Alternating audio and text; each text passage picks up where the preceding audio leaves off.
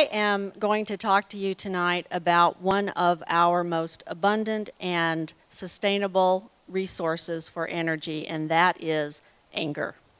It is renewable, and it is powerful, and it is positive. It is positive. And I'm willing to bet that everybody here tonight is angry about something. If you're thinking, you're angry about something. But nobody is powerless at the same time. There are many ways to harness this energy, to put it to work for our benefit. One of the positive uses of our anger is that it helps us identify when things are wrong in our world. If we're angry, there's usually a reason why we're angry. And so we can use that anger to energize us and motivate us to do things. I approach anger from three basic principles. The first one is, I write, therefore I see. I'm a writing teacher, so I'm going to focus on that. When we write, we understand things better. The second principle is that voice is a verb. Many beginning writers think that they're going to find their voice somewhere in some exotic land or under a rock or a tree or somewhere else, but it is not something you find. It is something that you do. And my third principle is that we must publish or democracy perishes.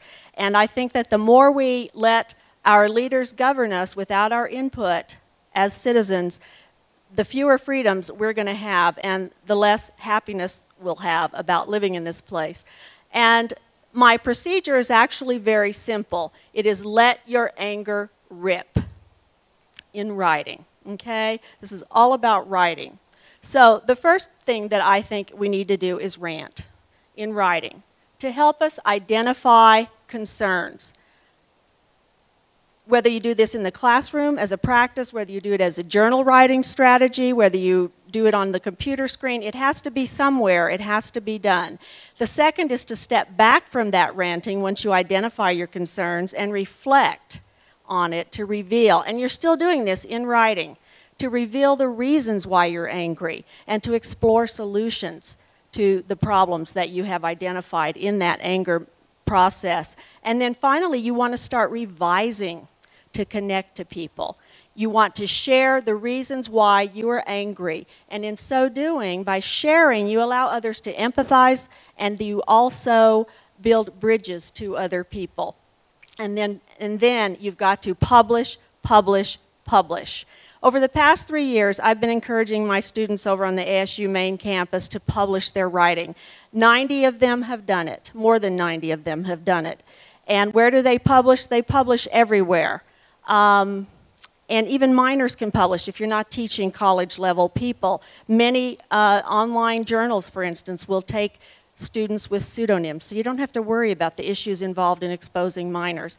Going back to this resource we have, this anger, what happens if it's unprocessed anger? You know, it's a very long way between the brain and the fingertips, the ends of the fingertips, and a lot of things happen to anger when that happens. It gets transformed in positive ways, but when it's unprocessed, it goes inward or outward. If it goes inward, there's depression, stress, illness. If it goes outward, there's rage.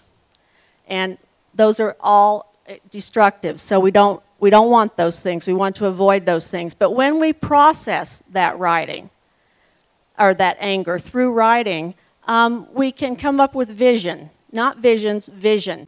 And eventually that leads to community engagement and meaningful actions that bring about positive results.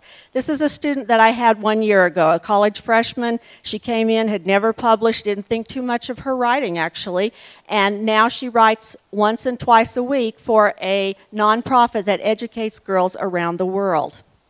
This is a student I have this semester. When I started telling people to publish, she said to me, well, that seems a little, you mean really? And then she went to a meeting where ASU President Michael Crow was speaking, and she got a chance to talk to him and asked him what students can do to really make a difference, and he said, publish. Students, publish. Get the word out in writing. This is a picture of me when I gave my first public talk. I was 3. My mother wrote it, I memorized it, I gave it. There were tears coming down my face during the whole talk. I was scared to death, but I felt the fear. I did it anyway, as the psychologist Susan Jeffers advises us to do. And, you know, I'm that same little girl tonight. I'm just as scared. But there are things that are worth it to me to do, and so I'm doing them. My question that I want to leave here is, what are you angry about? Start writing about it, identify it, and then do something about it.